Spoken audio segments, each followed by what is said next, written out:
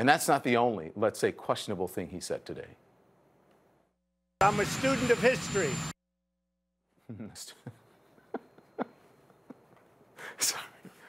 Sorry about that. A student of history? Okay. I want to take a look at the president's version of history. Let's go back to Black History Month, 2017. When a White House breakfast, at a White House breakfast, the president said this about Frederick Douglass, who escaped slavery to become one of this country's most famous abolitionists. Frederick Douglass is an example of somebody who's done an amazing job and is being recognized more and more, I notice. It's almost as if he didn't know who Frederick Douglass was. It's almost as if he didn't know that Frederick Douglass died in 1895, 122 years before that Black History Month breakfast. But there's more. Remember when he said this about Abraham Lincoln? Great president. Most people don't even know he was a Republican, right? Does anyone know? A lot of people don't know that. Actually, a lot of people do know that Lincoln was a Republican. It's kind of what they teach you in elementary school history. That Lincoln was a Republican.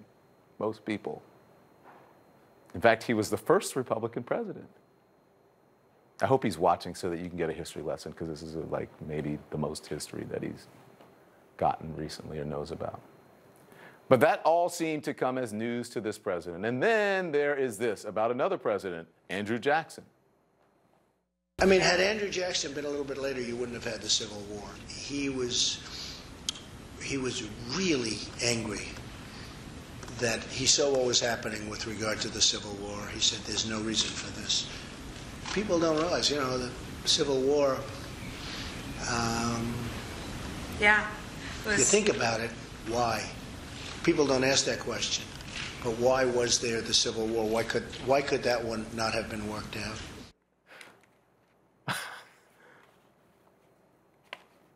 So much to unpack there. Okay, so first of all, Andrew Jackson died in 1845, 16 years before the Civil War began. And like I said, the war was fought for the continued enslavement of millions of African Americans. That's why it could not have been worked out. So when this president says that he is a student of history, sure, not Civil War history, because he got that completely wrong. And those are the facts, Jack. So stop this revisionist history about, oh, the president didn't say this, he didn't say that, he never said very fine people. Those are the facts. Stop it. Stop gaslighting people. As a matter of fact, this is the first time that the president has ever used that defense. Why? Because his apologists are floating it and putting it out there as if it were fact. And all of those people who are online saying, oh, you're getting it wrong about the president, the liberal media, that is a lie.